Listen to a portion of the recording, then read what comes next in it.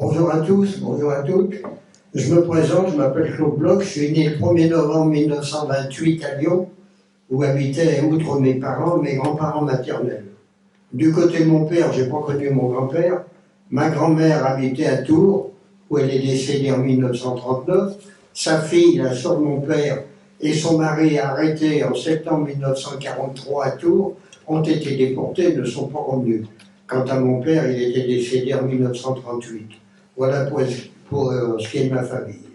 En 1923, un homme tente un putsch, c'est-à-dire un coup d'État, à Munich, pour prendre illégalement le pouvoir en Allemagne.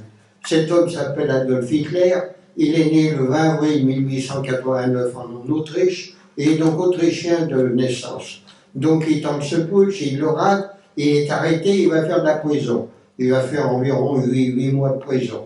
Pendant qu'il est en prison, il va écrire un livre, Mein Kampf, dans lequel il explique tout ce qu'il fera si un jour il arrive au pouvoir, parce que malgré tout, il compte bien arriver un jour au pouvoir, tout ce qu'il fera à l'encontre des juifs, des communistes, des francs-maçons, etc. Effectivement, en 1932, élection en Allemagne, le parti qu'il a fondé, le Parti national-socialiste, est déclaré vainqueur de ces élections, et c'est donc légalement que Hitler devient chancelier d'Allemagne et va prendre ses fonctions le 30 janvier 1933. Il ne va pas perdre de temps. Dès la mi-mars 1933, il va ouvrir le premier camp de concentration en Allemagne, le camp de Dachau, pour y enfermer dans un premier temps surtout ses opposants, les communistes, les francs-maçons. À l'époque, ils ne s'occupent encore pas trop des juifs. Au contraire, ceux qui veulent quitter l'Allemagne peuvent le faire, à condition de laisser sur place tout ce qu'ils possèdent. 1938, la nuit du 9 au 10 novembre, cette nuit-là, les SS et une partie de la population allemande vont se déchaîner contre tout ce qui appartient aux Juifs. Ils vont brûler des synagogues, ils vont forcer la porte des appartements habités par des Juifs, ils vont casser les vitrines des magasins exploités par les Juifs, si bien qu'on l'appellera la nuit de cristal. 1939, en août, Staline, le dirigeant de l'Union soviétique, et Hitler signent un traité de non-agression, c'est-à-dire qu'ils s'engagent l'un et l'autre à ne pas agresser l'autre. On verra comment ça a été plus tard. Le 1er septembre 1939, les troupes allemandes, sans déclaration de guerre, sans rien, entrent en Pologne et commencent à envahir ce pays. La France et l'Angleterre, qui ont des accords d'assistance envers la Pologne en cas de problème, déclarent aussitôt la guerre à l'Allemagne et on entre dans le conflit le 3 septembre 1939. Au début, les premiers mois, il ne se passe rien sur le front. La radio, les journaux, à l'époque, il n'y avait pas la télévision, la radio, les journaux nous disent que tout est calme, que personne ne bouge, si bien qu'on va l'appeler la drôle de guerre. Mais on va l'appeler la drôle de guerre jusqu'au 10 mai 40. Ce jour-là, en passant par la Belgique et la Hollande, les Allemands lancent une grande offensive et commencent à envahir la France. Notre gouvernement de Paris va s'installer à Bordeaux et on les voit arriver ici à Lyon et dans la région dans les tout fin mai 40, début juin 40. Ce début juin 40, Paul Reynaud, le chef du gouvernement, démissionne et est remplacé par le maréchal Pétain. Ce maréchal Pétain, le 17 juin, va prononcer une allocution à la radio pour nous dire, entre autres, vu la situation militaire, on n'a pas d'autre solution que de demander un arrêt des hostilités à nos adversaires. Donc c'est ce qu'il fait, et le 22 juin va signer l'armistice qui prévoit, au point de vue territorial, que la France va être coupée en deux. D'une part, toute la partie au nord de la Loire, plus la côte atlantique, sera occupée par les Allemands. On parlera de zone occupée ou de zone nord, et le sud de la Loire, dont fait partie la région, sera dit zone libre et administrée par le gouvernement Pétain, qui de Bordeaux va venir s'installer à Vichy. À partir de ce moment-là, on parlera du gouvernement de Vichy. Le 10 juillet 40, Pétain convoque les députés et sénateurs à Vichy pour leur demander les pleins pouvoirs. Il les obtient facilement, puisque seuls 80 parlementaires vont les lui refuser. Il a donc les pleins pouvoirs, dissout la Troisième République et proclame l'État français qui deviendra un État dictatorial. Le 3 octobre 1940, sans aucune demande des Allemands, ce gouvernement Pétain va promulguer la première loi anti-juive qui interdit au point de vue professionnel aux juifs de travailler dans les administrations ou les services publics ou d'exercer des professions libérales telles que médecins, avocats, etc. Ma mère, qui est veuve depuis 1938, avait trouvé un emploi à la préfecture du Rhône en septembre 1939. Elle a donc dû le quitter à la suite de cette loi.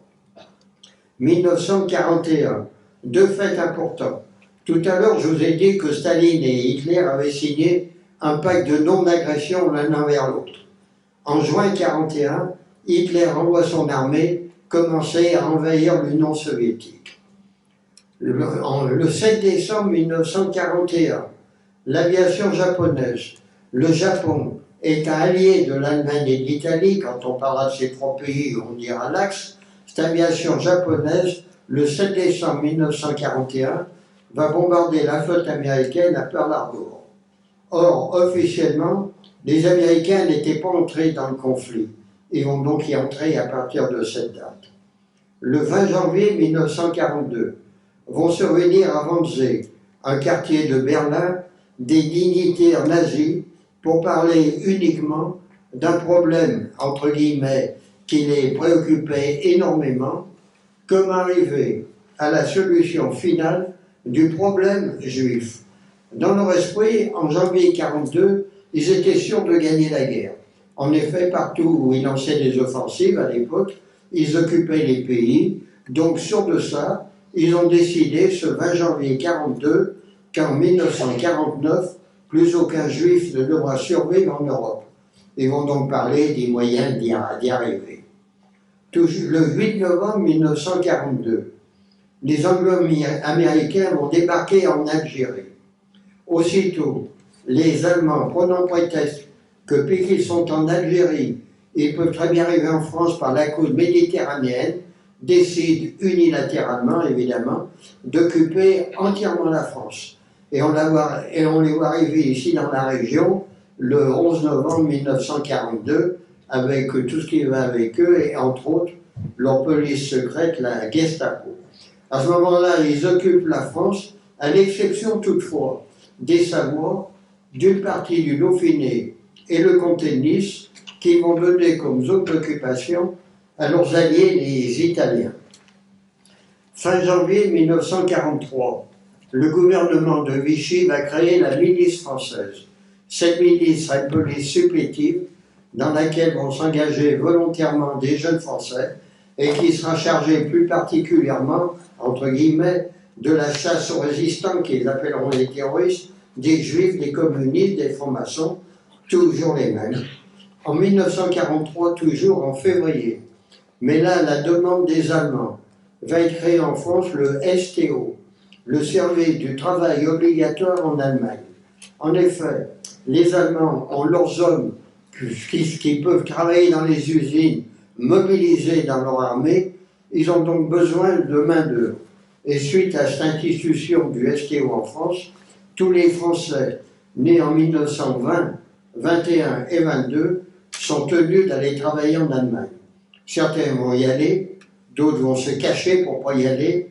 Une troisième catégorie va entrer dans les maquis, ce qui en réalité va renforcer la résistance. Début septembre 1943, les Italiens, dont le pays commence à être envahi dans le sud par les Anglo-Américains qui y ont débarqué, ces Italiens demandent un armistice, c'est-à-dire un arrêt des hostilités aux alliés anglo-américains. Ils l'obtiennent, ils rentrent chez eux en Italie, les Allemands prenant leur place dans leur zone d'occupation, des Savoies, du Dauphiné et du comté de Nice, ce qui va entraîner entre autres un drame un peu plus tard.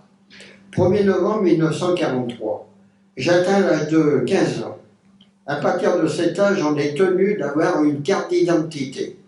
Donc on demande une carte d'identité. Pour moi, ces cartes d'identité, à l'époque, étaient établies par les préfectures avec un porte-plume trempé dans l'encre, c'est-à-dire écrit comme ça, à la main.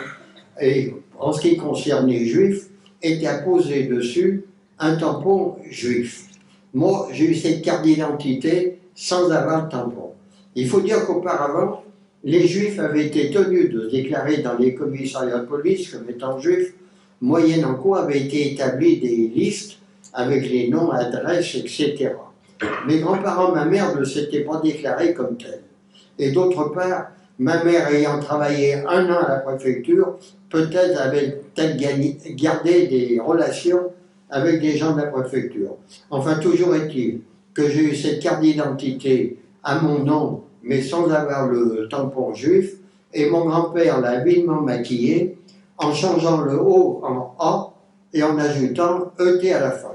Ce qui fait qu'en réalité, j'ai eu une carte d'identité au nom de Blachet. En février 1944, ma grand-mère apprend, je ne sais comment, qu'il risque d'y avoir des robes de juifs à Lyon. Aussitôt, il est décidé par mes grands-parents et ma mère de quitter nos appartements de Lyon et de chercher à se loger en dehors de la grande ville, pensant qu'on serait plus en sécurité. Mais en dehors de la grande ville, mais pas éloigné de Lyon, parce que ma mère travaillait à Lyon, à Villeurbanne en réalité, et moi j'allais à l'école de la Martinière, dans le quartier de la Place des Terreaux. Il fallait donc bien que ma mère continue à travailler, d'autant plus qu'on avait son salaire pour vivre. Parce que tous les comptes en banque, les livrets appartenant aux Juifs étaient bloqués. Ce qui veut dire qu'on ne pouvait rien retirer dessus. Donc on n'avait que le salaire de ma mère pour vivre. Il fallait donc bien qu'elle continue à travailler. Moi de mon côté, pour l'année scolaire 42-43, j'étais entré à la Martinière. Il fallait bien que je continue mes études. Finalement, on a trouvé des gens qui nous ont loué 3 pièces au premier étage de leur maison, dans une commune qui à l'époque s'appelait Crépieux et qui après-guerre a été rattachée à Rieux-la-Pape en banlieue immédiate de Lyon. Donc on est parti s'installer fin février 1944 à Crépieux et chaque matin avec ma mère, on prenait le bus le matin de bonne heure à 6h30, il y en avait peut-être un toutes les heures ou les heures et demie de ces bus qui nous amenaient à Lyon. Arrivé dans le centre de Lyon, place des Cordeliers, on se séparait. Ma mère allait à son travail à Villeurbanne et moi j'allais à l'école de la Martinière dans le quartier de la place des Terreaux à Lyon. Et le soir je rentrais, souvent seul, on n'avait pas les mêmes horaires, ma mère et moi le soir, donc je reprenais ce bus qui me ramenait en banlieue. Mais il arrivait parfois que ce bus soit arrêté en cours de route, soit par la police, la milice ou la Gestapo, qui montait à bord pour contrôler les cartes d'identité. Alors on était très nombreux dans ce bus, du fait qu'il y en avait très peu souvent.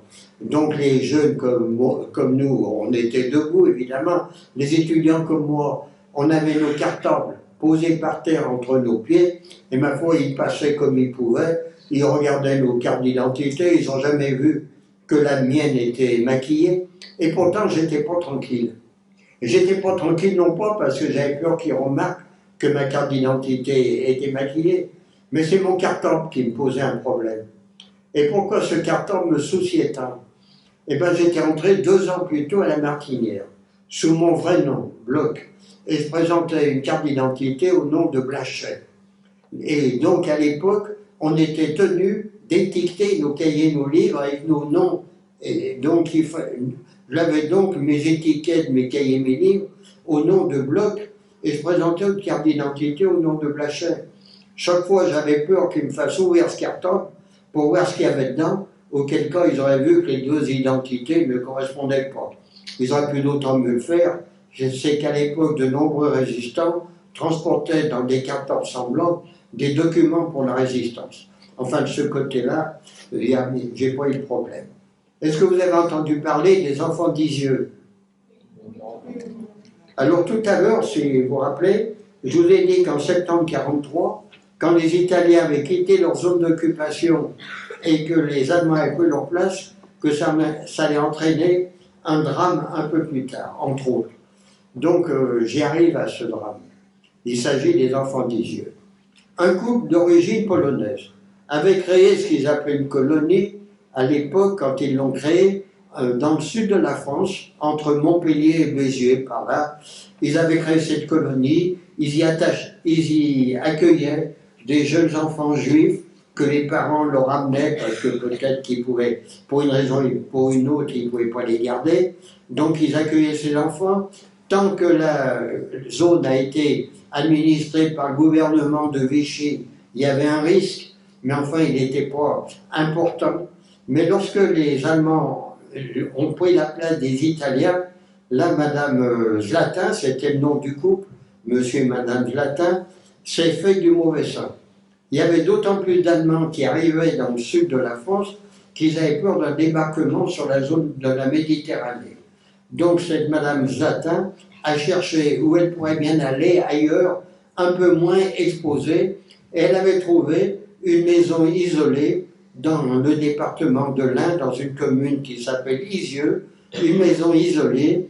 Le sous-préfet de l'endroit lui a dit à l'époque, quand elle s'y est installée, vous pouvez vous installer là. Les Italiens, donc c'est en zone italienne, les Italiens ne s'occupent absolument pas de ce que les nazis allemands appellent le problème juif, ce qui était vrai. Donc elle est allée s'installer là. Mais lorsque les Allemands ont occupé entièrement la France, elle s'est sentie beaucoup moins tranquille.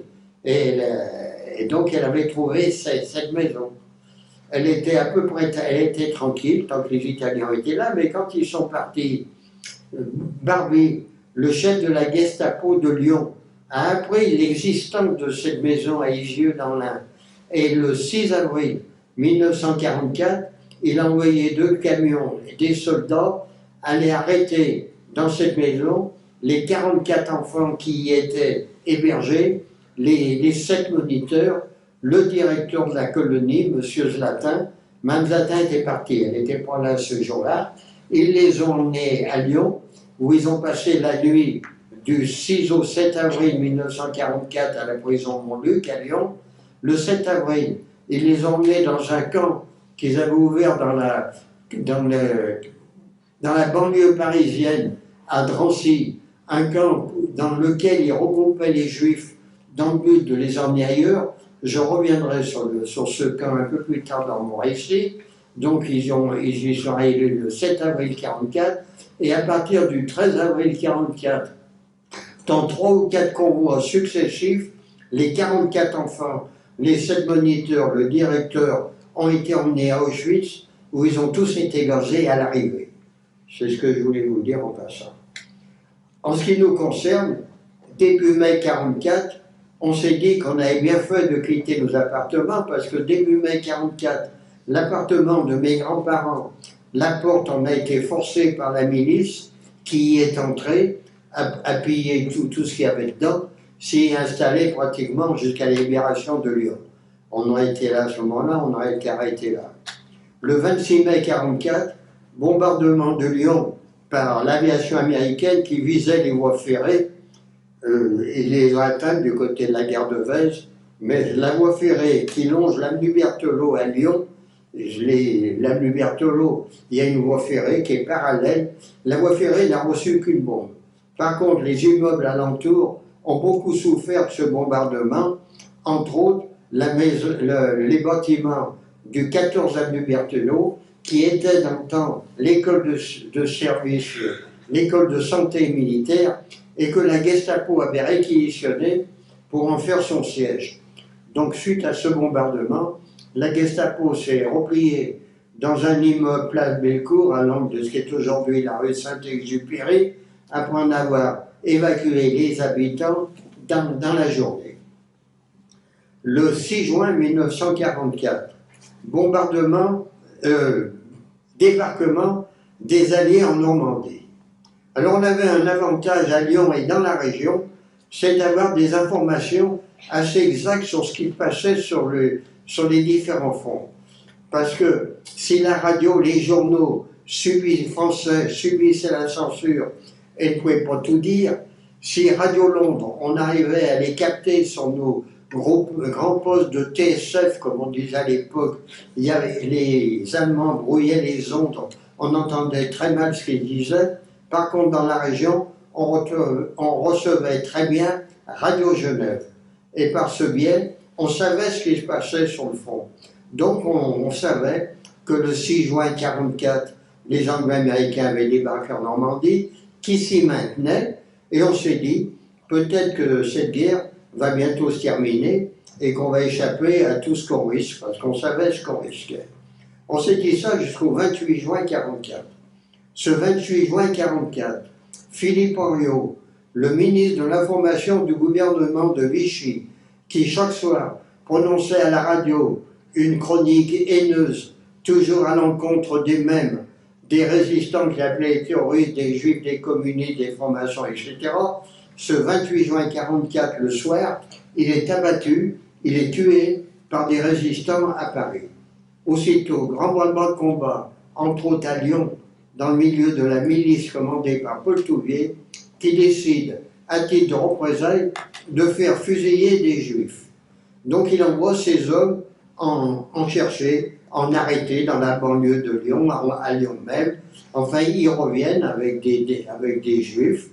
Et là-dessus, Touvier en aligne 8 dans un couloir. Il avait décidé d'en faire fusiller 8. Pourquoi 8 plutôt que 50, on ne saura jamais. Mais enfin voilà, 8. Donc il a aligné 8 hommes dans un couloir. À ce moment-là, un milicien vient lui parler dans l'oreille. À la suite de ça, l'un des 8 hommes, Touvier, le fait remettre en cellule. Et pourquoi? Parce que le milicien aimait mieux lui dire à l'oreille, celui-là, c'est pas un juif, c'est un résistant. Effectivement, il s'appelait M. Louis Goudard et il avait été arrêté pour fait de résistance. Donc c'est bien que des juifs que Touvier voulait faire fusiller. Et le lendemain matin, le jeudi 29 juin 1944, de bonne heure le matin, il part avec ses francs-gardes armés devant le mur du cimetière de Rieux-la-Pape, où ces 7 hommes sont abattus. Nous, à vol d'oiseau, on est à 1 ou 2 kilomètres de là. Depuis quelques jours, je suis en vacances scolaires. Ma mère est en congé maladie depuis le début de la semaine.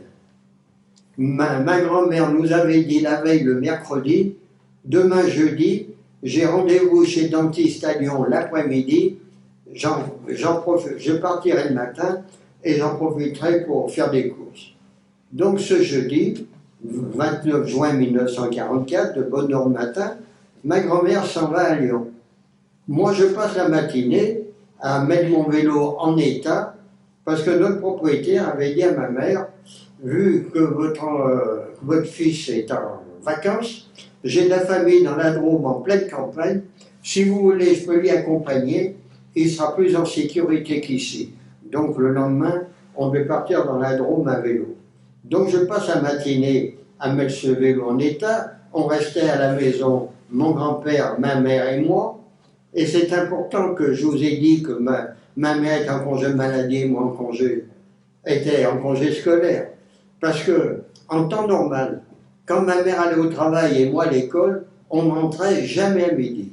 La semaine, on était à la midi que le samedi et le dimanche. Mais dans la semaine, on rentrait jamais à midi. Et cette semaine-là, comme par hasard, on était là.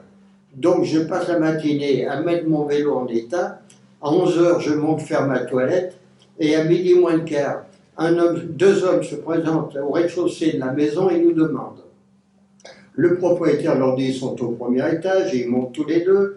L'un d'eux va poser son revolver sur la table. À l'époque, je ne savais pas qui c'était, mais je le reconnaîtrai dans des photos qui vont paraître dans la presse au début des années 70, des photos de l'époque 44, que cet homme qui a posé son revolver sur la table était Paul Touvier. Ils nous disent, vous préparez une valise, on vous emmène. Là-dessus, ma mère me dit, change-toi. J'avais 2 pantalons au choix, un pantalon court, un pantalon long. J'hésite pas une seconde, on est le 29 juin, je prends mon pantalon court pour le mettre, et ma mère me dit non, tu mets ton pantalon long. C'était bizarre, mais enfin c'était pour le moment demander des explications, sans comprendre. J'ai mis mon pantalon long, ils nous ont emmenés, et nous ont laissés au siège de la Gestapo, place Bellecour. Là on est descendu dans la cave, à l'entrée, il y avait un Allemand avec un registre sur une table, il prenait le nom des gens qui arrivaient, donc mon grand-père, ma mère et moi, et on entrait dans la cave où il y avait des chaises alignées, il y avait déjà des gens dans cette cave. Une fois assis, on tournait le dos à la porte, interdiction de bouger, de parler, etc. On s'est assis chacun sur une chaise, mon grand-père, ma mère et moi. Et au bout d'une heure ou deux, un homme vient chercher mon grand-père et ma mère pour interrogatoire. Moi, il me met dans la gorge. Ils partent tous les deux dans les étages pour cet interrogatoire. Et au bout d'un long moment, ma mère revient seule, en pleurs, et me glisse dans l'oreille, ils ont tué ton grand-père. Effectivement, quelques minutes après, j'entends son nom à la porte derrière nous. Malgré cet interdit, la porte était juste derrière moi. Quand je me retournais, elle était ouverte. Je voyais ce qui se passait. Et j'ai vu effectivement le corps de mon grand-père sur les épaules d'un homme qui venait le faire pointer sur le cahier des entrées. Ensuite, j'ignore totalement ce qu'ils ont fait de son corps. J'ai jamais su. Le soir, ils nous ont emmenés, tous ceux qui étaient dans cette camp, à la prison Montluc, où on a passé une première nuit dans des cellules. Et le lendemain matin, ils sont venus me chercher moi avec d'autres hommes juifs, parce que les juifs, les hommes juifs, ils les mettaient dans une baraque qui existait à l'époque dans une des cours de la prison Montluc, qu'on va appeler donc la baraque aux juifs. Les femmes, quelle que soit leur catégorie, résistance juive ou raflée, restaient toutes en cellule, ainsi que les hommes non juifs. Mais les hommes juifs ont été dans cette baraque, et finalement, on avait un avantage sur ceux et celles qui restaient en cellule, parce que ces cellules de 4 mètres carrés, ils étaient à 7 ou 8 par cellule. Je me demande encore aujourd'hui comment ils pouvaient tenir toute la journée. Nous, dans cette baraque, elle était relativement grande. J'ai jamais eu l'impression qu'elle était pleine. On pouvait aller venir toute la journée à l'intérieur. On n'est jamais sorti dans la cour. Ils nous apportaient à manger une fois par jour. Donc, on se promenait de long en large. Le soir, on se couchait par terre. On se battait contre les punaises, comme dans toute la prison. Mais on savait par les anciens que parfois, il se produisait un événement. Cet événement s'est produit 3 fois pendant que j'y étais. Il se produisait dans toute la prison. Mais voilà comment ça se passait dans la baraque. Le matin, de bonne heure, ouverture de la porte, lumière, un soldat allemand sur le pas de la porte, une liste de noms par l'alphabétique, qui l'égrenait, d'hommes qui étaient dans la baraque, qui s'approchaient de lui au fur et à mesure, et on savait que ces listes se terminaient par l'une des 2 formules, avec bagage.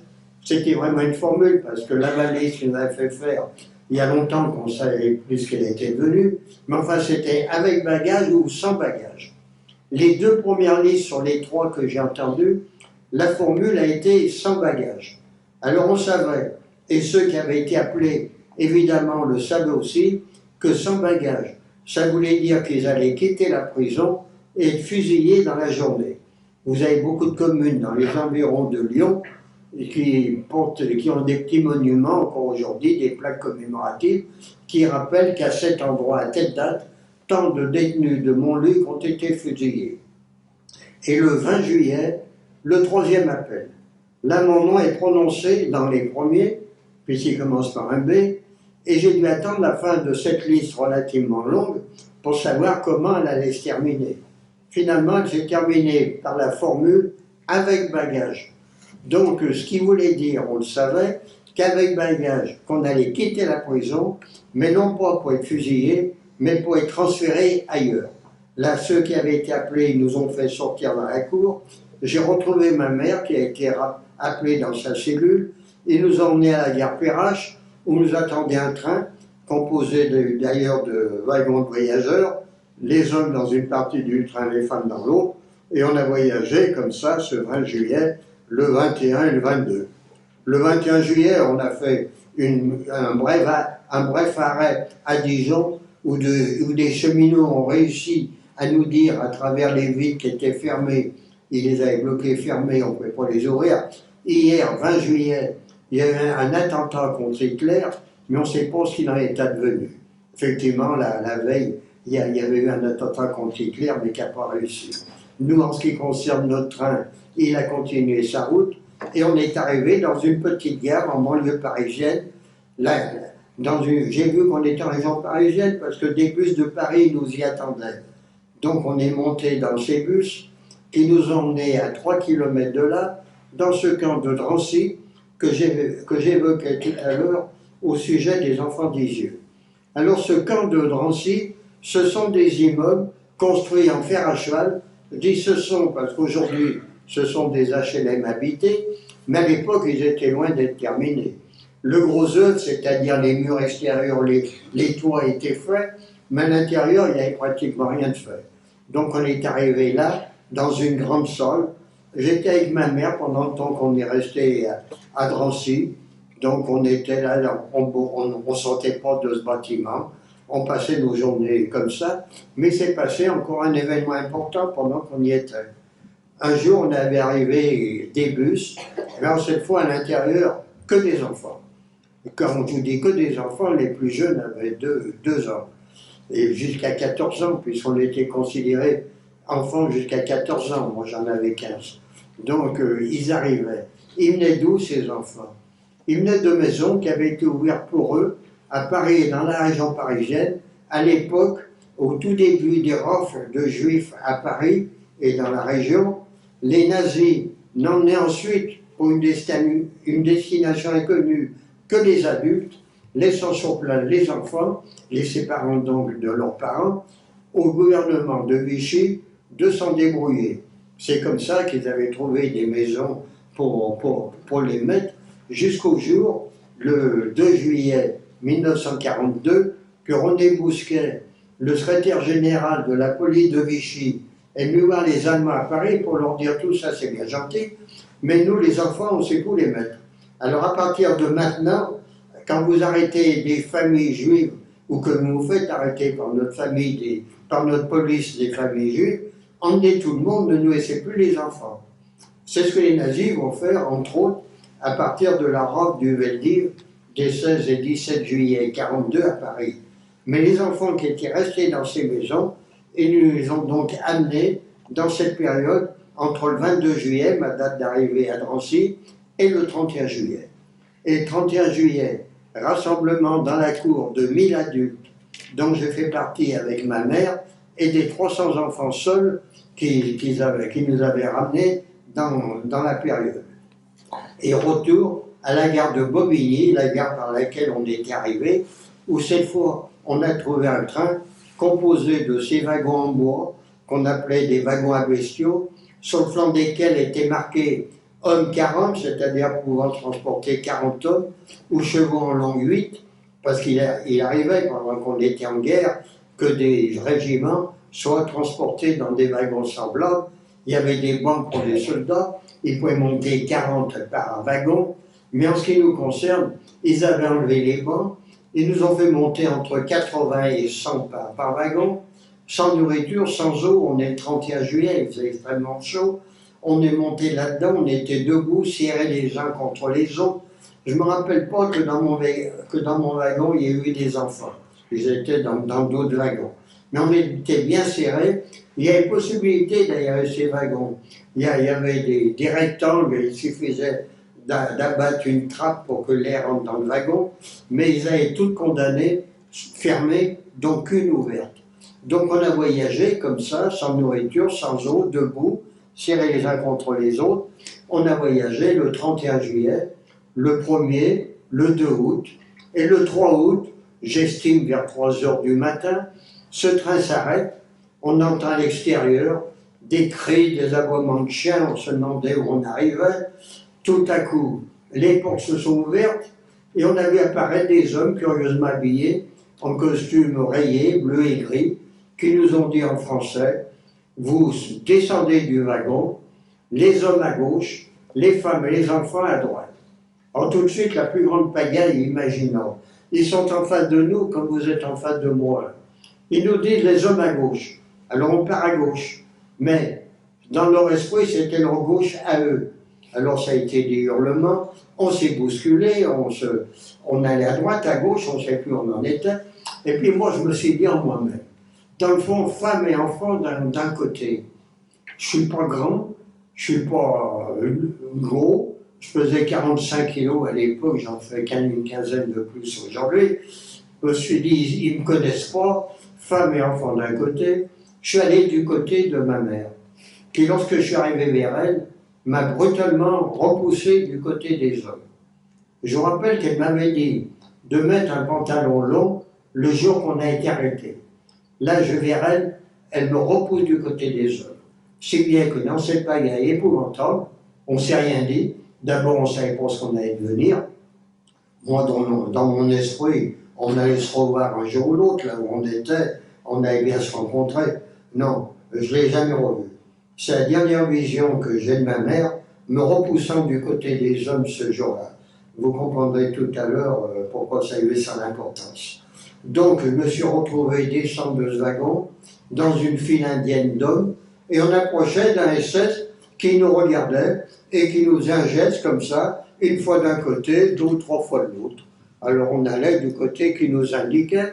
C'était pareil du côté des femmes et enfants, mais on ne les voyait plus.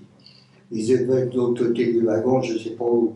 Mais enfin, nous, voilà. Alors on s'est retrouvés une colonne plus importante que l'autre. Moi, j'étais dans la colonne la moins importante. Un SS nous allongeait. Je reviendrai sur l'autre colonne et sur ce que sont devenues les femmes et enfants. Mais en ce qui me concerne, la colonne dans laquelle j'étais, un SS nous allongeait pour nous dire vous n'êtes pas destinés à rester ici. Ici, c'était Birkenau, mais à l'époque on ne savait pas. Mais on l'a su après que c'était Birkenau, qu'on appelle aussi Auschwitz II. Donc il nous dit vous n'êtes pas destinés à rester là, vous êtes destinés à aller à 3 km d'ici. Donc nous voilà partis en rang à faire nos 3 km à pied pour arriver au camp principal d'Auschwitz, qui est composé non pas comme tous les camps de baraques en bois, mais de bâtiments en briques d'un étage. Et pourquoi bâtiment en briques d'un étage? Parce que ce camp de Drancy est une ancienne caserne de l'armée polonaise. Donc quand les nazis sont arrivés dans la région, ils ont trouvé tout construit pour ouvrir un camp. Donc nous on a fait nos 3 km pour arriver à Auschwitz. Ils nous ont fait entrer dans un de ces bâtiments au rez-de-chaussée, entièrement déshabillés, tondus de la tête aux pieds, tatoué un numéro sur l'avant-bras gauche, le mien c'est le B3692, balancé des vestes, des pantalons, des souliers. Ils ont dû nous laisser un moment, je ne me rappelle plus, pour prendre comme ça une veste, un pantalon, un soulier quelconque qui n'était pas la même paire que l'autre, mais enfin au moins un pied droit, un pied gauche. Et puis enfin, au bout de ce temps-là, ils nous ont affectés dans le bâtiment numéro 2. Je me suis retrouvé au premier étage. Dans ce bâtiment numéro 2, il n'y avait que des chalets. C'est un bâtiment qu'on peut appeler d'habitation, si on peut appeler ça une habitation. Il y avait plusieurs bâtiments comme ça. Nous, c'était le numéro 2. Donc, nous sommes au premier étage, il n'y avait que des chalets. Les chalets sont des lits superposés en bois sur 3 niveaux. Sur chaque niveau, il y avait une paillasse individuelle. Ils nous ont mis 2 par paillasse. Débrouillez-vous comme vous pourrez pour vous coucher. Donc, le soir, on se couchait. Dépend qu'on déshabillait, on déshabillait jamais. Donc, on se couchait et on essayait comme on pouvait. On dormait, surtout au bout d'un certain temps. On était fatigués. Mais le matin, de bonne heure, peut-être sur le coup des 4h30 le matin, il y a longtemps qu'on n'avait plus de montre, il n'y a rien du tout, on était incité à se lever rapidement par le hurlement des capots. Alors des capots, c'était des détenus de droit commun qui avaient été condamnés à de longues peines de prison pour assassinat ou autre chose comme ça par des tribunaux, et que les nazis étaient allés récupérer dans leur prison et mis parmi nous pour faire respecter la discipline. Moyennant quoi, ils avaient tous les droits de nous taper dessus, de faire ce qu'ils voulaient. Ils tuaient à nous de temps en temps, c'était pas grave. Donc on se levait rapidement, je vous dis qu'on ne déshabillait jamais, donc on se levait. Après avoir toutefois regardé à notre niveau si tout le monde se levait. Parce qu'il pouvait se faire que dans la nuit, il y en ait qui meurent. Soit il y a longtemps qu'ils étaient là, ils mouraient d'épuisement, soit ils avaient été arrêtés alors qu'ils avaient une maladie qui nécessitait de nombreux médicaments, et depuis qu'ils avaient été arrêtés, ils n'avaient plus de médicaments, donc ils finissaient par mourir de ce manque de médicaments. Toujours est-il qu'il fallait qu'on les prenne et qu'on les descende, puisque j'étais au premier étage, en les portant, pour arriver en bas, nous dehors, au garde à vous, et les morts éventuels, c'était pas tous les matins, mais enfin là où les morts éventuels, couchés devant nous. Et on était sur une certaine profondeur, une certaine largeur, au garde à vous, à attendre un SS qui venait nous compter. On était surveillés par les capots. Enfin, ce SS venait le matin, c'était rapide. Il ne fallait pas perdre de temps, puisqu'après on allait travailler. Donc il venait relativement rapidement, il nous comptait, il ajoutait les morts, il n'y avait jamais de problème le matin. À la suite de ça, on rompait les rangs, on faisait la queue pour recevoir qu'une seule chose le matin, c'est-à-dire une cuvette de ce qu'ils appelaient le café pour 6. On buvait ce café à 6 et on partait travailler. J'avais été affecté à un commando de terrassement. Donc on partait en rang, comme un régiment, toujours, en marchant ou pas. À la sortie du camp, il y avait des déportés, un orchestre composé de déportés, qui nous jouaient des airs entraînants pour qu'on marche au pas. On était encadré par des SS et des capots, et sur un certain nombre, une certaine distance, on arrivait sur notre chantier tous les matins, on retrouvait nos pioches, nos pelles, et toute la journée, pliées en deux, on piochait, on transportait avec nos pelles la terre à droite à gauche. On n'a jamais su pourquoi on faisait ça, si ce n'était pour nous épuiser. J'ai jamais vu la moindre des choses qui sont construites pendant qu'on faisait tout ça. Toujours est-il qu'on faisait tout ça toute la journée. À midi, il y avait une pause. Arrivait du camp, ce qu'ils appelaient la soupe, amenée par des déportés, toujours encadrés par des SS et des capots. Ces derniers se chargeant de nous distribuer une cuvette de bouillon pour 4. On buvait ça et on prenait le travail tout l'après-midi. Si par hasard il y avait quelques légumes au fond de ces marmites, les capots qui faisaient la distribution, c'est gardé pour eux. Donc tout l'après-midi, on recommençait à piocher, etc. Et le soir, on rentrait, toujours en rang, au pas, en ramenant, s'il y en avait eu dans la journée, c'était pas tous les jours, heureusement, le ou les morts tombaient sur le chantier, complètement épuisés, il y en avait qui sont morts comme ça sur le chantier, il fallait qu'on les ramène, parce qu'il fallait qu'arrivés au camp, ils soient présents. Parce que quand on arrivait au camp, après peut-être nos 12 ou 13 heures de travail dans la journée, on se remettait au garde à vous, comme le matin, avec le ou les morts couchés devant nous, et on attendait le SS qui allait venir nous compter. Mais le soir, la journée était finie. Rien ne pressait. Alors même le SS se pressait pas de venir. Il venait quand il voulait. Oh, il en avait assez de sa journée ou qu'il avait autre chose à faire, il venait relativement rapidement. Mais sinon, ça pouvait durer 1 heure, 2 heures. On attendait au garde à vous, surveillé par les capots, sans bouger. Enfin, le SS arrivait. Il nous comptait, et il y avait encore 2 possibilités là, le soir, où il trouvait le même nombre que le matin, ce qui était l'exacte vérité du reste, où il prétendait qu'il manquait quelqu'un, et il partait pour chercher son erreur. Or, je sais, moi, qu'on rentrait, il n'y a jamais eu d'évasion sur le chantier. On rentrait le même nombre de soirs qu'on était parti le matin. Mais lui prétendait qu'il manquait quelqu'un et partait, je ne sais où, pour chercher son erreur. Or, c'était juste le plaisir de le faire attendre.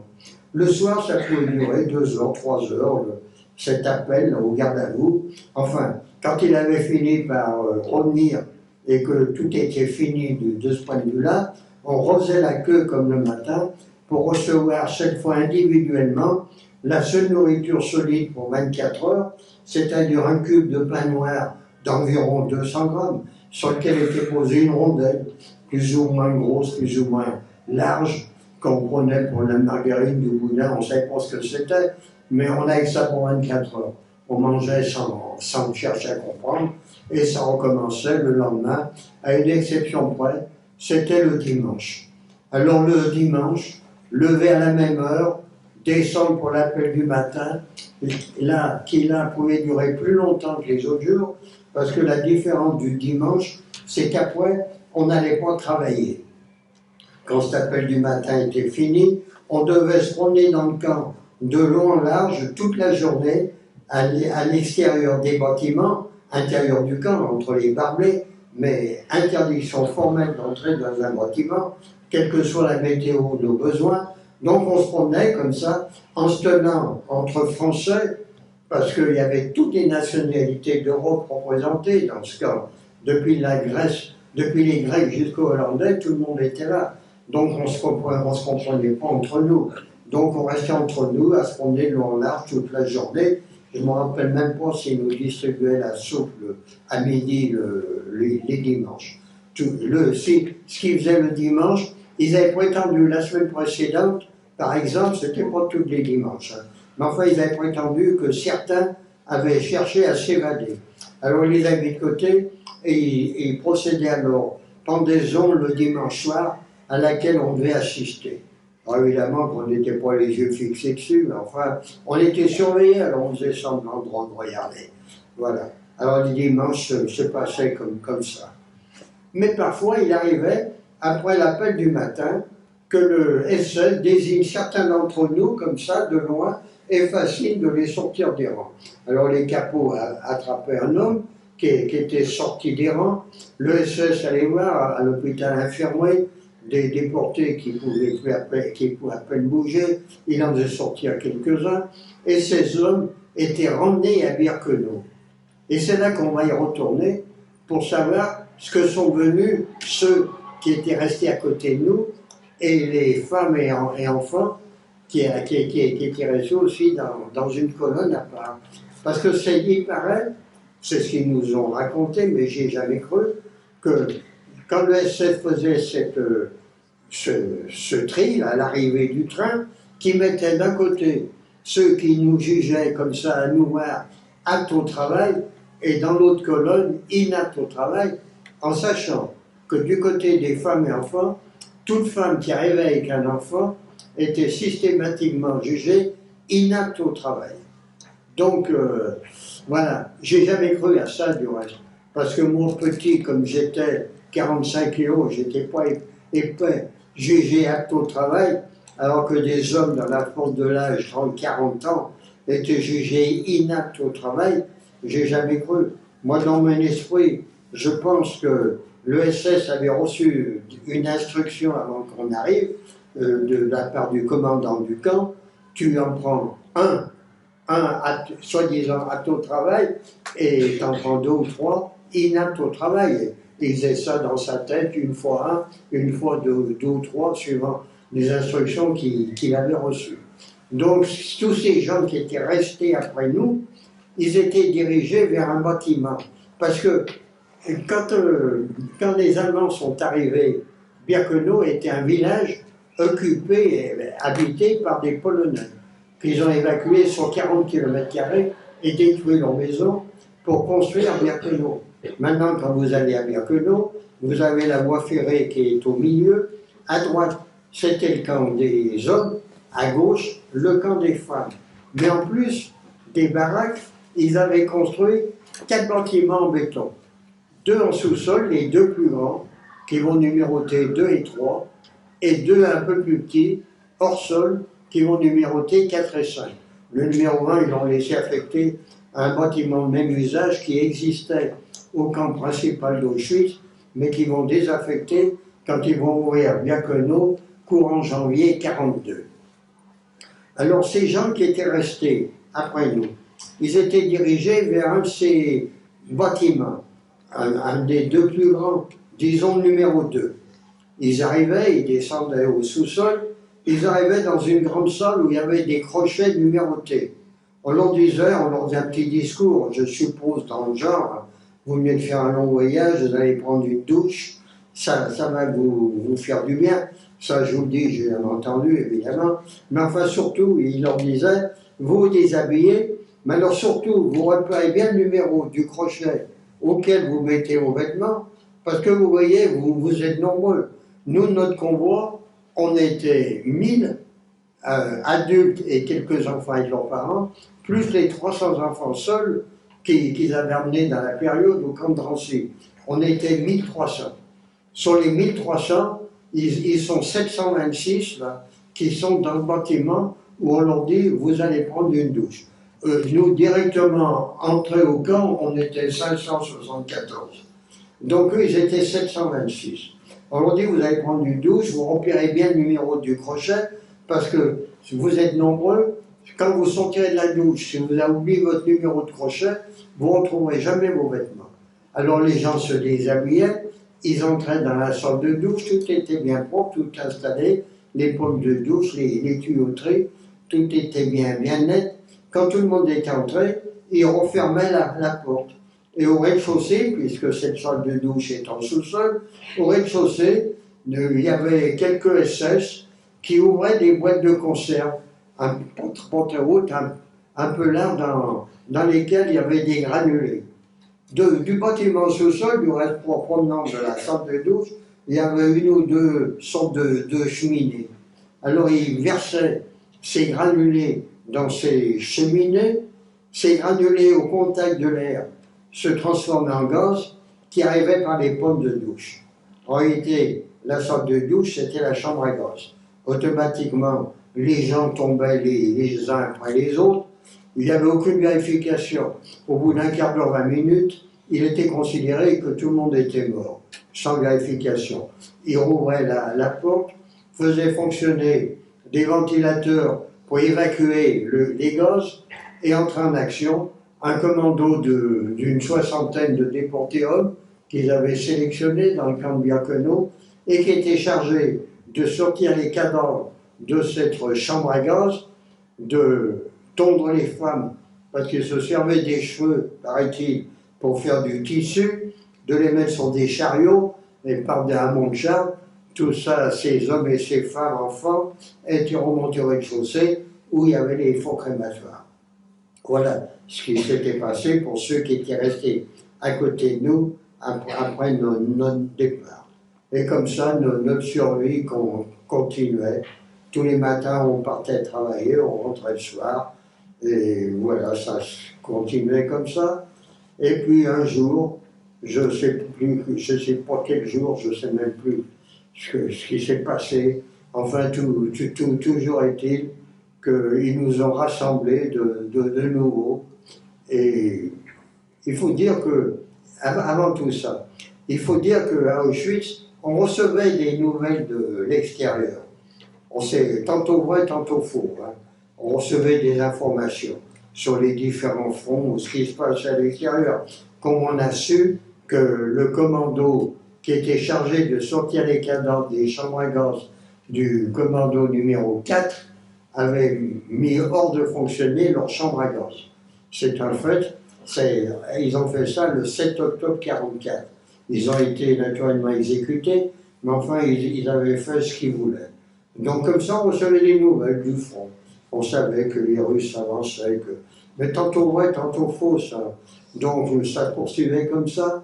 Et puis, un jour, j'ai été sélectionné à la suite de l'appel du matin, mais sachant que les chambres à gaz avaient été arrêtées, parce qu'entre-temps, était arrivé, entre le 7 octobre et la fin octobre, est arrivé de Berlin un ordre d'arrêter toutes les chambres à gaz dans tous les camps d'extermination et de les dynamiter au fur et à mesure que l'armée rouge approcherait pour libérer le camp. Et c'est ainsi, comme ça, je savais que les chambres à gaz étaient arrêtées.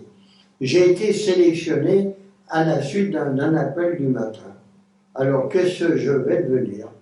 Alors, ils nous ont ramenés à Birkenau, et là, nous attendait un train, cette fois composé de wagons à plat, c'est-à-dire plat comme cette table, avec des planches autour. Il faisait déjà une température moins 15 à moins 20. Hein. En Pologne de l'Est, comme ça, dans l'Est, il faisait très froid, sauf à l'époque. Donc, juste une veste, un pantalon sur dos, on est monté sur ces wagons. Mais avant de quitter Auschwitz, je vous ai parlé d'Auschwitz I, le camp principal, d'Auschwitz II, Birkenau, il existait Auschwitz III. Auschwitz III qu'on appelle aussi Monowitz, et dont il ne reste plus rien aujourd'hui. Ce camp d'Auschwitz III, quand les nazis sont arrivés dans la région, ça devait être un terrain libre, vague. Ils ont construit une ou deux usines qui appartenaient à un important groupe allemand de l'époque, l'IG Farben. Et pourquoi ils ont construit cette ou ces usines? Je ne sais pas s'il y en avait une ou deux, de toute façon. Parce qu'ils allaient trouver de la main-d'œuvre pas chère, puisque la main-d'œuvre allait être les déportés qui étaient à Auschwitz ou à Birkenau. Donc ils ont construit ces usines, et quand ils avaient besoin de main-d'œuvre, ils écrivaient au commandant du camp. Parce que les déportés n'étaient pas payés, mais payaient quelque chose au commandant du camp. Donc voilà, j'ai un document qui donne une lettre comme elles étaient écrites par les directeurs d'usine. Là, ce document que j'ai, ce sont des extraits de la correspondance échangée par les directeurs d'une usine de l'IG Farben avec la direction SS du camp d'Auschwitz, d'après les lettres originales qui se trouvaient dans les dossiers du procès de Nuremberg. Est-ce que vous savez ce que c'est a été le procès de Nuremberg? Il y en a qui sortent, il y en a qui ne sortent pas. Alors, ce procès de Nuremberg qui a duré 1 an, à peu près d'octobre-novembre 1945 jusqu'en octobre-novembre 1946, pour juger les dignitaires nazis, les principaux dirigeants qu'on a pu retrouver, parce qu'il y en a beaucoup qui sont morts ou qui ont été, qu'on n'a pas retrouvés, mais enfin, les anciens dirigeants, ministres hauts du gouvernement nazi, ils ont été jugés sur 1 an et il a été retrouvé des documents dans les archives, d'après les lettres originales qui se trouvaient donc dans les dossiers du procès de Nuremberg. Voilà le texte, un exemple de la lettre, d'une des lettres qui a été retrouvée. C'est un directeur de l'usine qui écrit au commandant du camp d'Auschwitz. En vue d'expérience pour un nouveau narcotique, nous vous serions reconnaissants si vous pouviez nous procurer un certain nombre de femmes. Cette lettre, c'est pour vous faire voir comment on était considéré en tant qu'être humain. Donc, pour nous procurer un certain nombre de femmes. Nous avons reçu votre réponse, mais nous trouvons le prix de 200 Reichsmark par femme trop élevé. Nous vous proposons un prix maximum de 170 Reichsmark par femme. Et marchandez le prix d'une femme.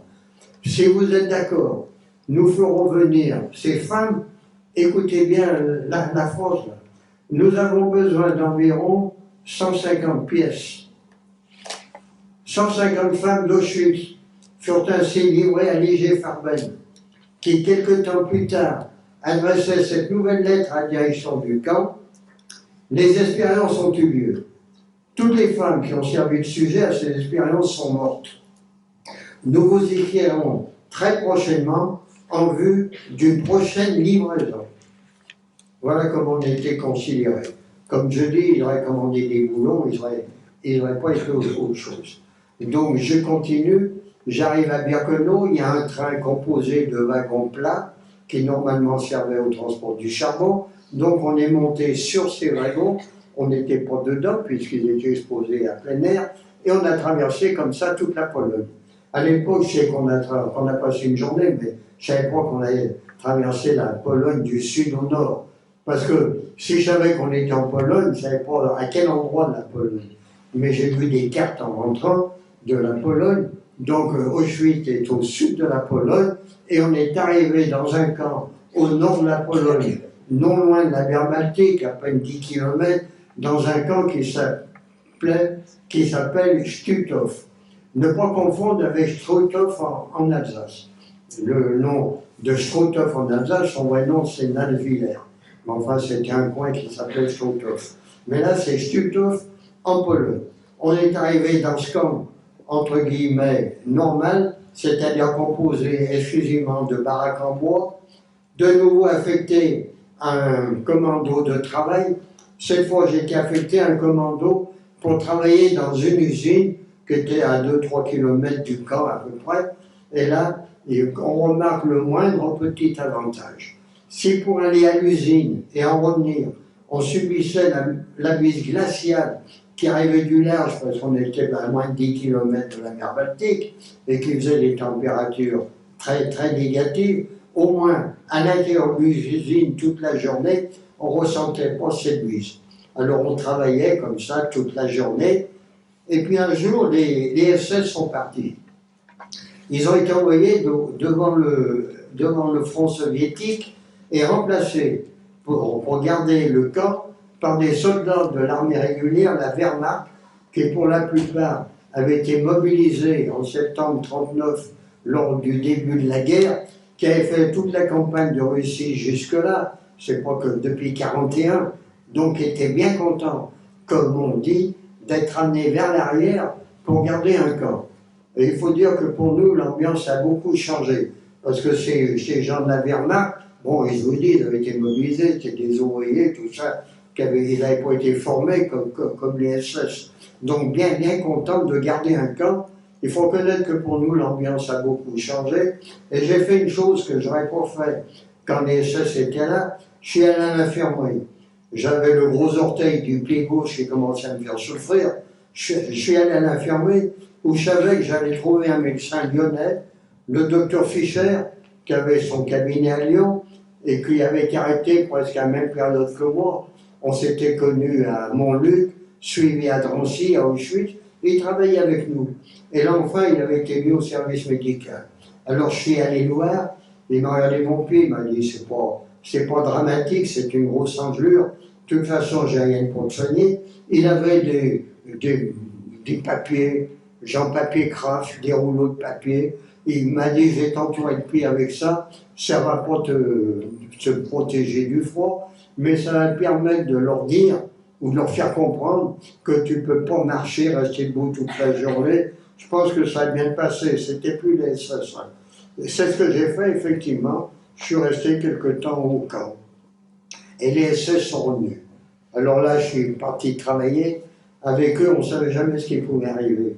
Ils avaient le revolver facile, les coups faciles. Donc je suis parti travailler, mais ça n'a pas duré longtemps. Très vite est arrivée l'évacuation finale de ce camp de Stutthof. Il y avait déjà eu des évacuations. C'est des portés qui partaient sur les routes en rang, qui tenaient à peine debout, qui faisaient marcher au pas, ceux qui pouvaient poursuivre, ils les abattaient d'une balle. D'autres qui tombaient d'eux-mêmes, ils étaient au bout du rouleau, ils tombaient morts. Sur la route, ils laissaient tout ça.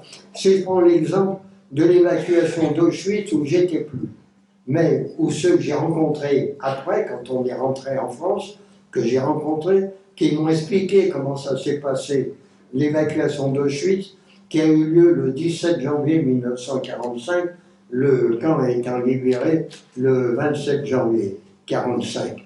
Le 17 janvier 1945, les SS ont réuni tous les déportés, hommes, femmes, qui tenaient encore debout, ils les ont rassemblés, ils ont fait mettre en rang comme un régiment, les grabataires, tous ceux qui étaient par terre, qui pouvaient à peine tenir debout, ils les ont laissés en pensant certainement qu'ils n'en avaient plus pour longtemps. Les autres, donc, ils les ont emmenés, fait marcher d'un bon pas. Ceux qui pouvaient poursuivre, parce qu'ils ne pouvaient pas aller plus vite, ils les abattaient d'une balle de revolver. D'autres qui tombaient d'eux-mêmes, ils étaient au bout, ils n'en pouvaient plus, ils tombaient, ils étaient morts, ils les laissaient sur la route. C'est pour ça qu'on appelait ça les mares de la mort. Ceux dont je vous parle, d'Auschwitz, ils ont fait 80 km à pied sur 3 jours avant de trouver des trains qui les ont emmenés dans différents camps. Parce que quand ils évacuaient un camp, c'était pour emmener dans un autre camp. Mais en ce qui nous concerne, c'était par là fin avril, début mai. Là, je peux vous dire à peu près par rapport à ce qui va se produire après. Donc, c'était fin avril, début mai, évacuation finale de ce camp. Je suppose qu'ils ne savaient plus où nous emmener.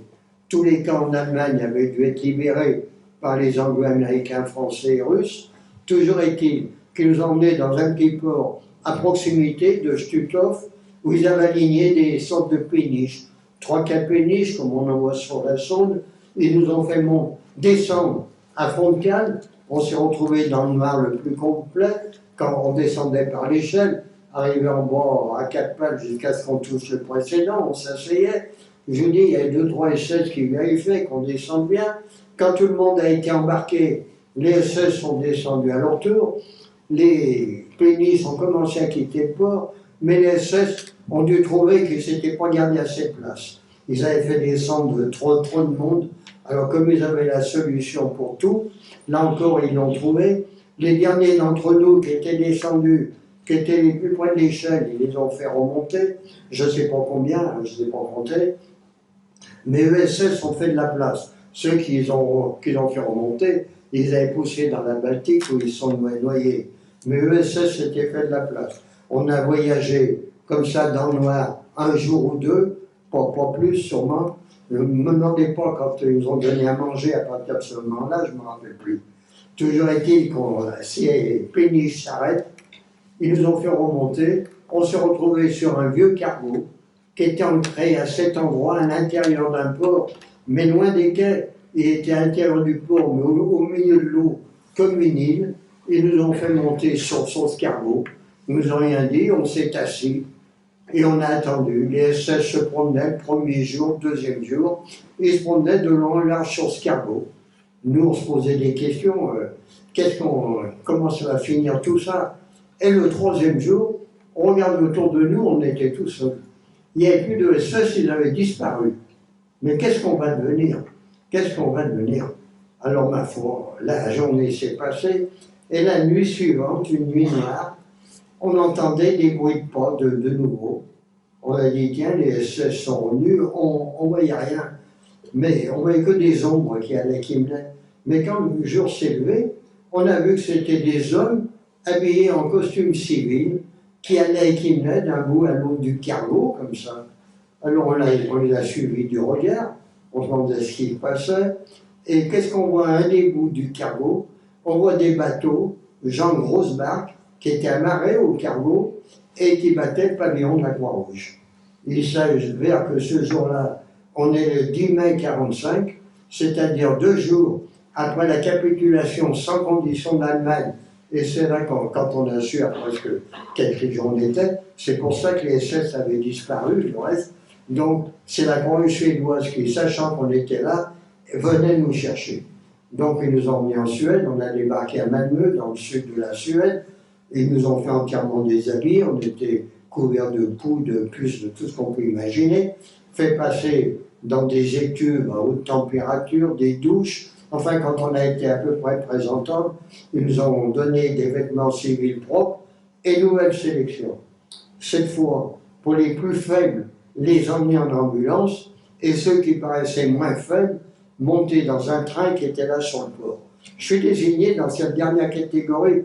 Alors je m'approche du train. Seulement le problème dans un port, c'est que les roues du train étaient à la hauteur de mes pieds. Tandis que sur un quai de gare, les roues du train sont dans la fosse et à votre hauteur, vous aviez un endroit pour monter dans le wagon. Parce que dans ces vieux wagons de 3e classe de l'époque, il fallait monter 3 marches pour accéder à l'intérieur du wagon. Mais la première marche dans une gare, elle était à la hauteur du quai. Là, pour moi, c'était l'Himalaya. J'ai eu beau lever la jambe, j'y suis jamais arrivé. Un infirmier qui était dans le wagon m'a vu, m'a pris sous les aisselles. Le train est parti, on est arrivé dans un grand bâtiment blanc qui était une école qu'ils avaient transformée en hôpital de campagne. On y a retrouvé des lits avec des draps blancs individuels, ce qu'on n'avait pas vu depuis longtemps. Ils nous ont pesé, je pesais 30 kilos. Je vous rappelle, j'en faisais 45 10 mois plus tôt. J'avais perdu un tiers de mon poids en 10 mois. Et on a pu envoyer des télégrammes à notre famille si on en avait encore en France. Moi, j'avais ma grand-mère qui n'était pas avec nous, qui n'avait pas été arrêtée, mais qui était devenue. Je savais que son appartement avait été pillé. En supposant qu'elle n'ait pas été arrêtée après nous, est-ce qu'elle a récupéré son appartement? Dans le doute, j'ai envoyé ce télégramme à des amis à elle, en disant, si elle n'a pas récupéré son appartement, ils sauront peut-être où elle est. Donc j'ai envoyé le télégramme, elle avait récupéré son appartement, donc elle a su très vite que j'étais en Suède. On a été soignés 2 mois. Entre-temps, le médecin suédois qui parlait très bien le français m'a dit, au bout d'une dizaine de jours, j'avais reçu des piqûres dans les bras, je ne savais pas ce que c'était, mais 3, 4, 5 piqûres à la pliure intérieure du bras. Il m'a dit, on t'a fait des piqûres de camphre pour te soutenir le cœur. J'avais 16 ans et demi. Hein. J'étais à Auschwitz quand j'ai eu mes 16 ans.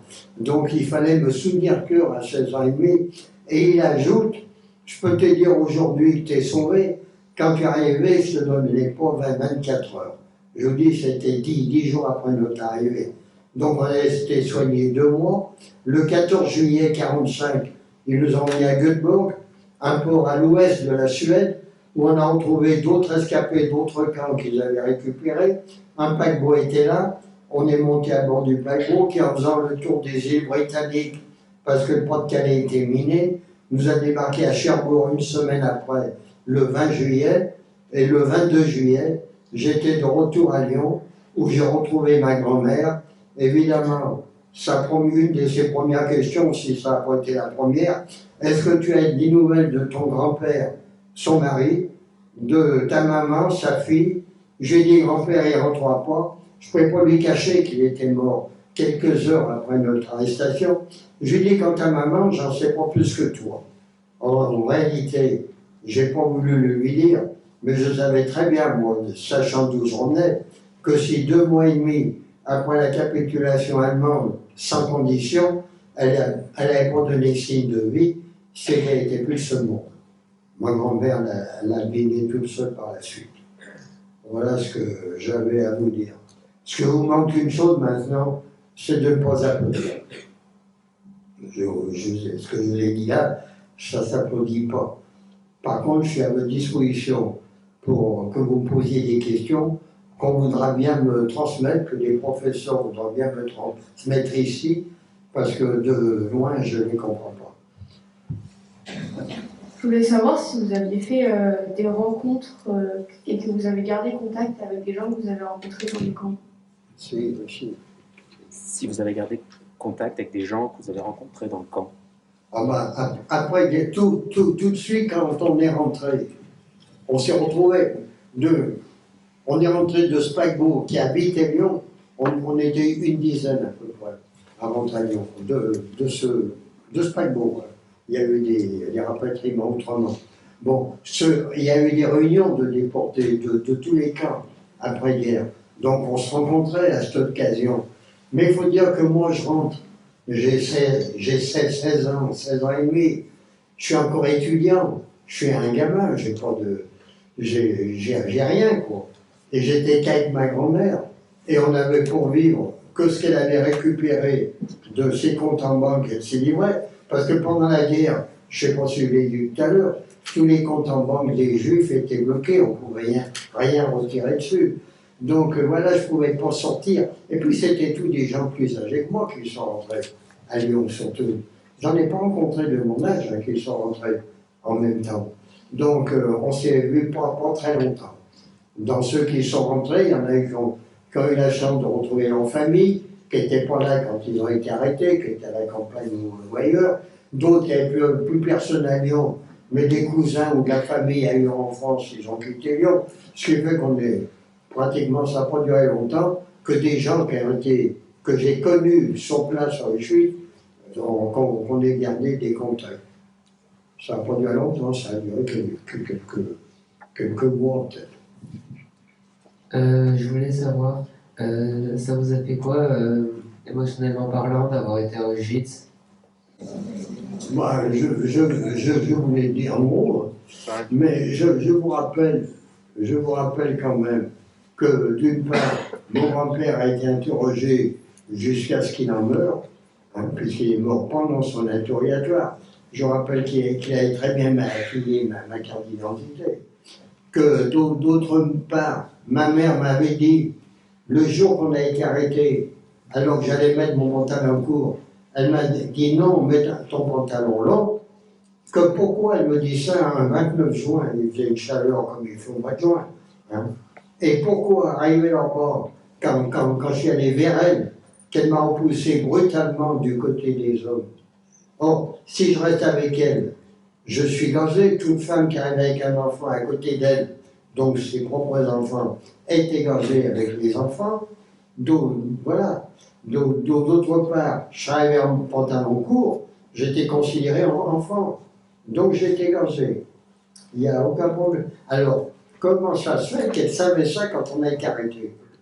Je me suis toujours posé la question, je me la pose encore aujourd'hui, pourquoi mon grand-père a été interrogé et certainement maltraité, subi des violences pour en mourir, certainement pas pour lui faire dire qu'il était juif.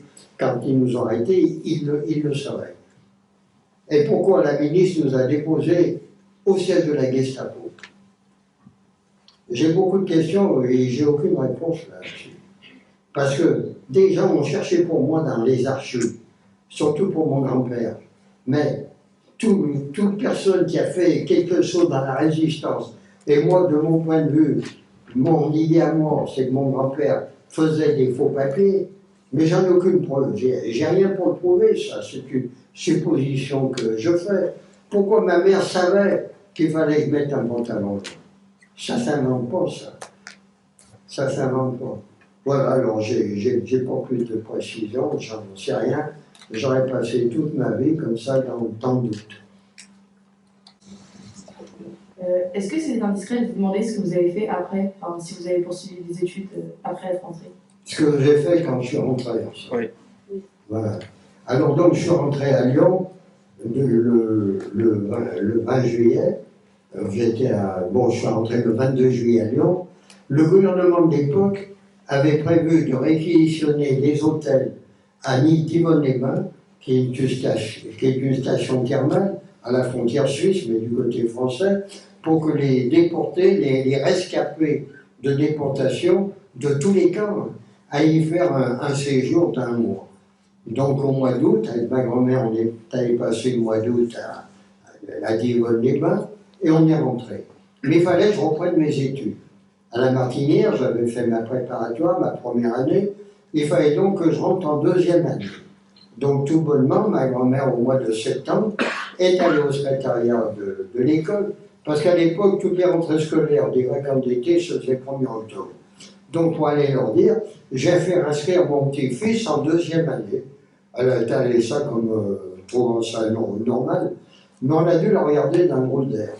Parce qu'on lui a dit, madame, enfin j'y étais pas, hein, mais en gros on lui a dit, madame, vous n'y pensez pas.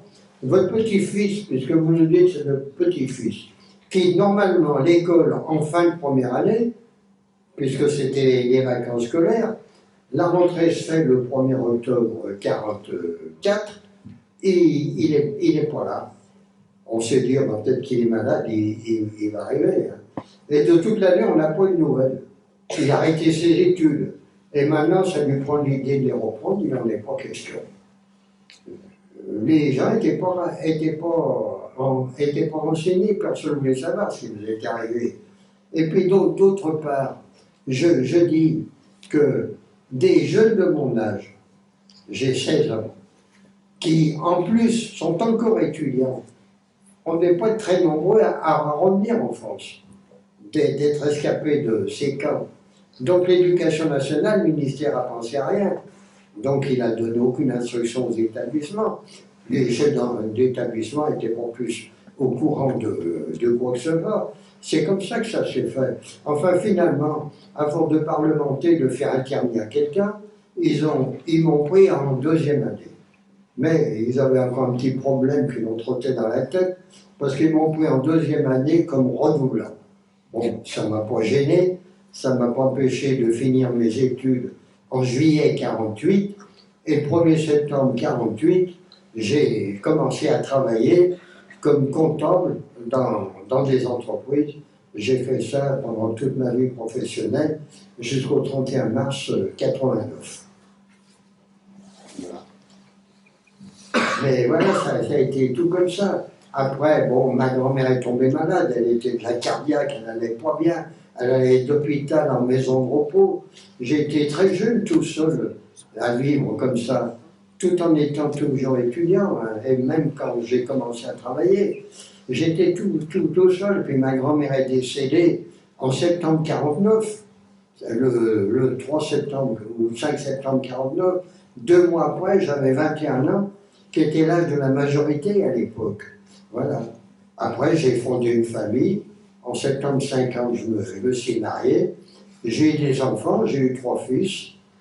Ces 3 fils m'ont donné 9 petits-fils. Un des petits-fils, j'ai un arrière-petit-fils. Et puis à la suite de tout ça, ben j'ai 3 arrière-petites-filles. Voilà. Mais je veux dire, j'ai essayé, et je pense que j'ai réussi à mener une vie normale.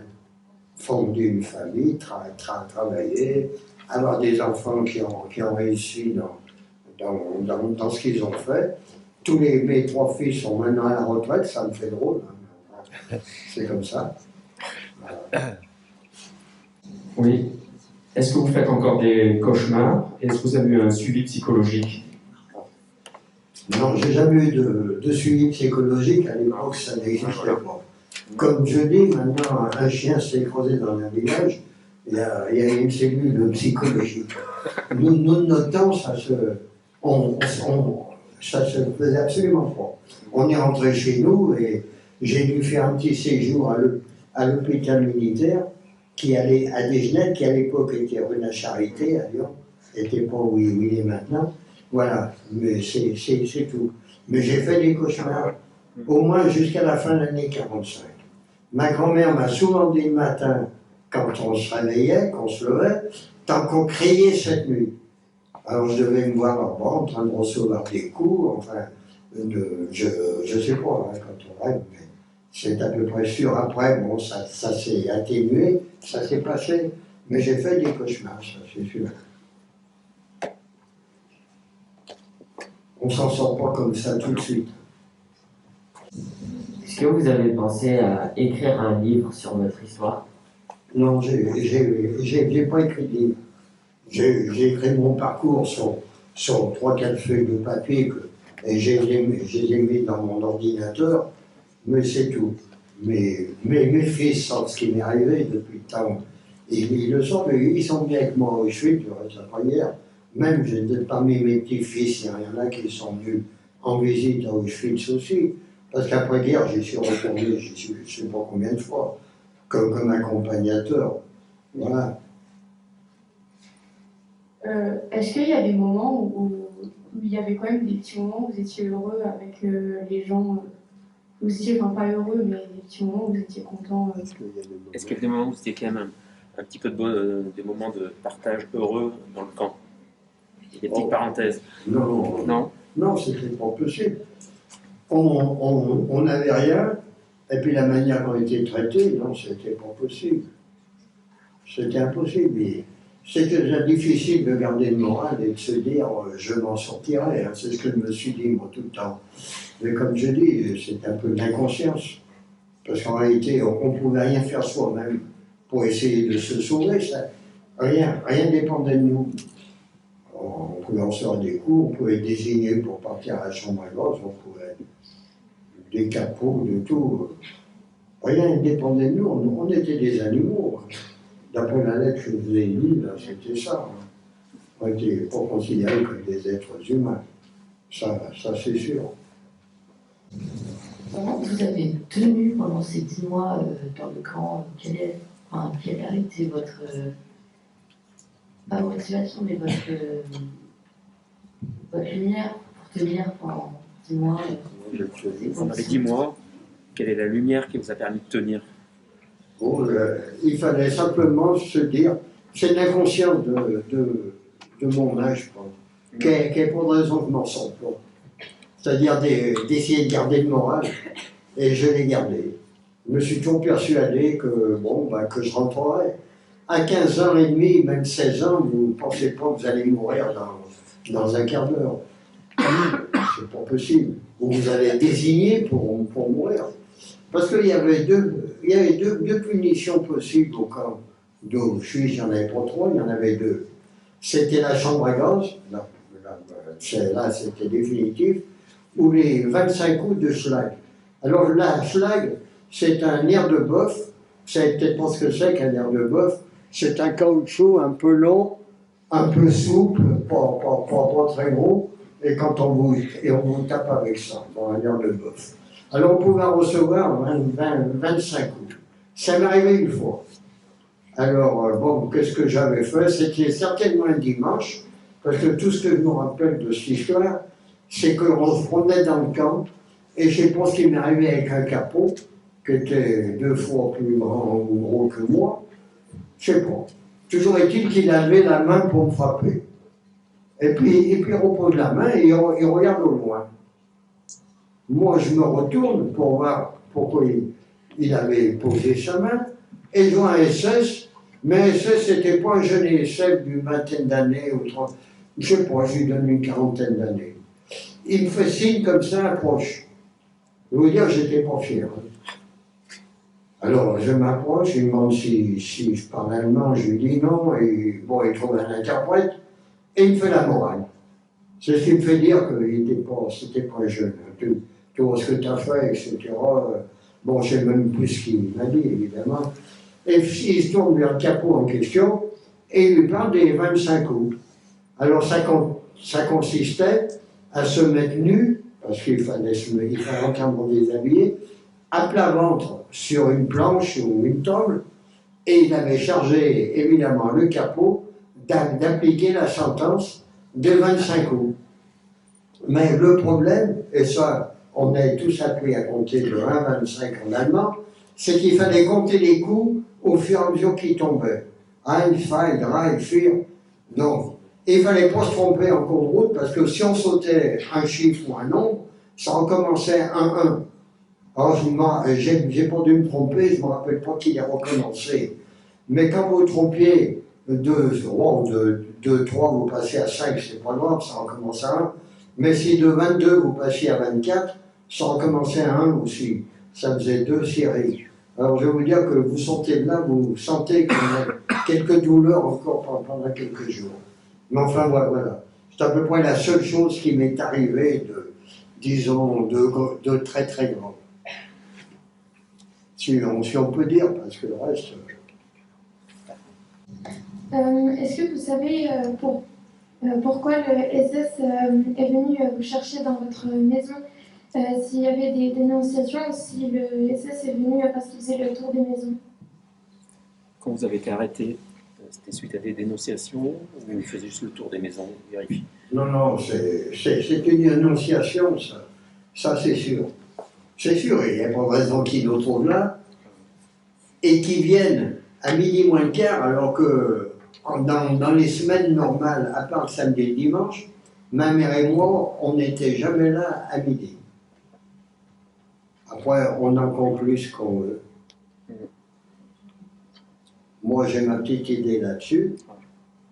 Il s'est produit un événement quand même au moment du procès Touvier, qui était le chef de la milice, je le rappelle. Je m'étais porté avec 21 autres, on s'était porté partie civile début des années 70, au cas où il soit arrêté, mais on ne va pas s'étendre, on n'en a pas encore pour 1 heure. Bon, pour le procès Touvier. Comme j'étais une des parties civiles, toutes les télévisions sont venues à Lyon, il y en a une qui m'a dit « On veut voir où vous avez été arrêté ». Alors, nous, à la partie à Crépure, on arrive devant la maison avec leur caméra, leur micro au bout d'une perche, etc. Et je faisais des signes, on est au premier étage, il y a une dame qui sort, des cheveux blancs, qui sort, elle se demandait ce qu'on en voulait à sa maison. Alors, je m'approche d'elle, je lui dis « Voilà, madame, le 29 juin 1944, elle me coupe la parole, elle me dit « Je suis bien au courant, je suis la fille de la maison. Il y a longtemps que mes parents sont morts. » Elle me dit ça d'une traite. Effectivement, il y avait une jeune fille, à peu près de mon âge, peut-être 1 an ou 2 plus que moi, c'était la fille de la maison. Voilà. C'est tout, ça s'arrête là. Alors quand vous avez été parti, on a questionné les voisins, elle m'a fait tout un discours.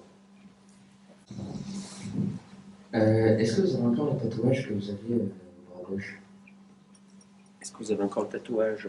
Oui, j'ai toujours mon tatouage, il me dérange pas, j'y pense même pas. J'y pense quand vous m'en parlez, mais toutes les fois que je vais comme ça, chaque fois on me le rappelle. Sinon, je le sens pas, vous en avez tellement de... Si ça faisait mal et qu'on en souffre toute la journée, il n'y en a pas tant maintenant. Parce que le mien, c'est rien du tout à côté de ce qu'on... C'est une lettre et 4 chiffres sur le bras ici. Il ne m'a jamais dérangé. Alors il y a eu une époque où les métros à Lyon, maintenant sont des banquettes, face à face, pour venir à Lyon de temps en temps. Il est passé au début du métro, et c'est ceux-là qui l'ont transformé. C'était des sièges, on était face à face. Alors ça m'est arrivé 1 ou 2 fois, ou 3 fois peut-être, que l'été j'avais les bras croisés, comme ça, une petite chemisette, et que la personne en face de moi, du fait que c'était pas la mode des tatouages à l'époque, qu'est-ce que c'est ça? Voilà, je leur disais, mais en dehors de ça, ça ne me dérange pas du tout. Est-ce que dans les camps, vous avez connu des gens ou pas qui se sont suicidés ou pas? Vous avez connu des gens qui se sont suicidés dans les camps ou pas? Connu vraiment, non. Mais il y en a eu. Il y en a eu, mais moi, je ne les ai pas connus. Voilà, pour dire. Mais je sais qu'il y en a qui se sont suicidés. Ça, c'est sûr. Mais parmi ceux parmi mon groupe, entre guillemets, non, il n'y a pas eu de suicide. Il y a eu des morts par maladie. Il y a eu des morts par maladie. Moi, je me rappelle, il y avait un homme, je le vois toujours, un peu rouquin. Quand il a été arrêté, il a des lunettes, il les avait plus, évidemment, qui faisait des crises d'épilepsie. Alors, l'épilepsie, ça nécessite de nombreux médicaments, c'est ce que je vous disais tout à l'heure. Et puis, la personne qui a ça, quand il entre en crise, il s'arrête, il vous regarde fixement et il tombe à la renverse. Par terre, il fait des mouvements désordonnés, il se relève, il ne se rappelle plus de rien. Et on a eu un jour ça sur le chantier, quand on piochait et tout ça. On l'a vu qui commençait à nous regarder comme ça. On s'est mis un ou deux ou trois derrière, parce qu'on savait qu'il allait tomber, en espérant qu'aucun capot et aucun SS nous voit. On l'a délicatement posé par terre, il a fait ses mouvements, il s'est relevé. Et puis un beau matin, il était à la paillasse à côté de moi, à la même hauteur, c'est pas le même lit, à la même hauteur. Un beau matin, il était mort. Bien, ben, je vous remercie de votre attention. Je vous remercie beaucoup.